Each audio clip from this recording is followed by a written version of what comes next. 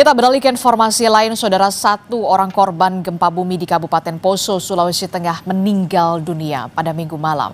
Akibat gempa bermagnitudo 6 ini, 35 orang luka-luka dan 1 orang meninggal dunia. Suasana haru menyelimuti ruangan jenazah Rumah Sakit Umum Daerah Kabupaten Poso Minggu malam. Salah satu korban bencana gempa bumi di Desa Masani, Poso Pesisir Minggu pagi menghembuskan nafas terakhir. Korban bernama Catherine Tande berusia 48 tahun. Catherine merupakan salah satu korban gempa bumi saat sedang beribadah di Gereja Elim, Desa Masani. Jenazah Catherine kemudian dibawa ke Desa Masani menggunakan ambulans dan diantar kerabatnya. Badan Penanggulangan Bencana Daerah Kabupaten Poso menyebut 35 orang luka-luka dan 1 meninggal akibat gempa magnitudo 6 yang terjadi di Poso pada Minggu pagi. Kepala Badan Penanggulangan Bencana Daerah Kabupaten Poso menyebut pendataan korban dan bangunan rusak masih terus dilakukan. Korban luka sedang dan berat sudah dirawat di Rumah Sakit Umum Daerah Poso. Puskesmas Tokorondo dan juga luka ringan yang selebihnya kurang lebih 13 orang kalau saya tidak keliru itu dirujuk ke RSUD.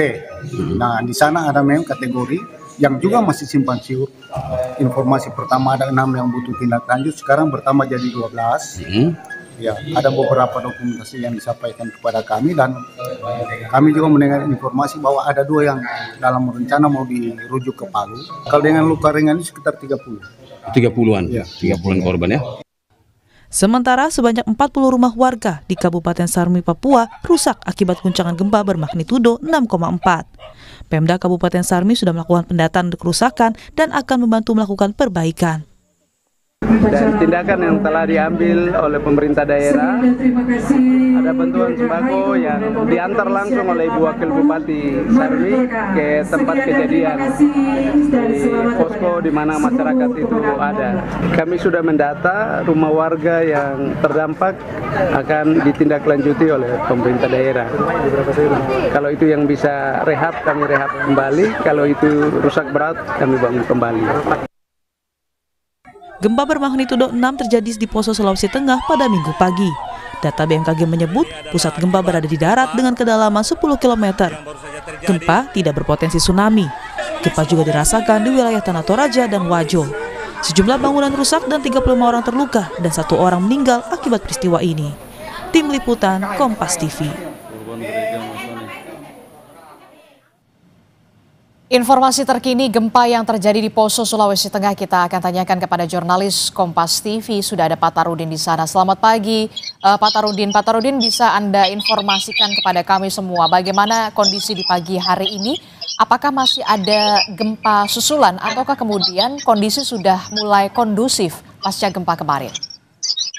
Baik, selamat pagi Adisti dan saudara.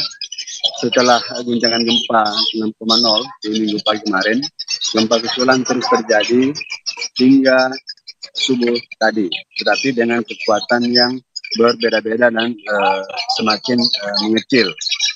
Adisti. Oke, jadi setelah kemarin ada gempa bermagnitudo 6 begitu ya, masih ada gempa-gempa susulan yang masih skalanya ya, juga masih besar atau kemudian masih berskala kecil? Ada skala 4, ada skala 1 malah. Bagaimana dengan dampak yang terjadi di akibat gempa tersebut? Apakah banyak juga rumah-rumah yang rusak? Bagaimana pendataan dari pemerintah daerah setempat? Dampak dari gempa minggu pagi memang cukup merusak beberapa rumah warga karena memang sebarannya cukup luas. Jadi tidak hanya di satu desa atau di Desa Masani, ada beberapa desa lain yang bertetangga dengan Desa Masani atau di wilayah Kecamatan Poso Pesisir itu terdampak juga. Beberapa dari informasi yang saya peroleh di lapangan bahwa ada beberapa rumah warga memang kondisinya mengalami kerusakan akibat gempa.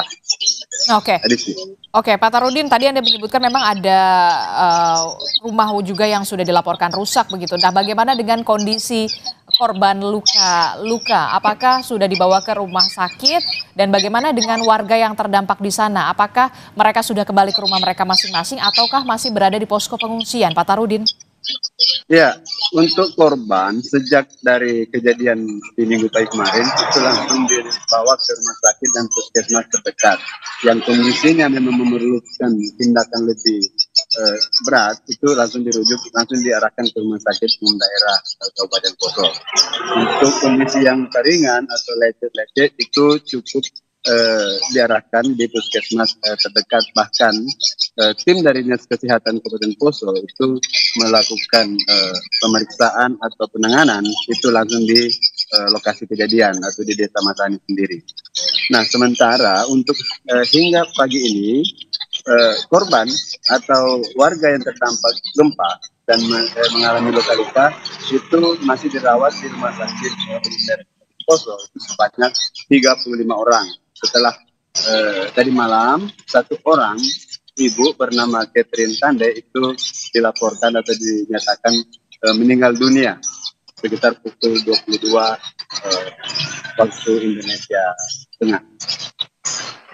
Oke, jadi satu orang tewas, sementara 35 orang lainnya masih menjalani perawatan di rumah sakit akibat gempa yang terjadi di Poso, Sulawesi Tengah di sana. Terakhir, Pak Tarudin, apa langkah penanggulangan dari pemerintah daerah setempat untuk penanganan gempa ini? Ya, tentunya pemerintah daerah Kabupaten Poso akan berkoordinasi dengan pemerintah provinsi dan khususnya melalui Badan Penanggulangan Bencana itu akan berkoordinasi hingga ke tingkat pusat, karena melihat kondisi di lapangan tentu BPBD Kabupaten Poso tidak akan bisa atau mampu menangani sendiri. Itu membutuhkan tambahan atau dukungan supporting dari BNPB. Nah, hingga tadi malam itu BPBD Kabupaten Poso baru sudah mendirikan dua tenda untuk posko mereka di Desa Masani.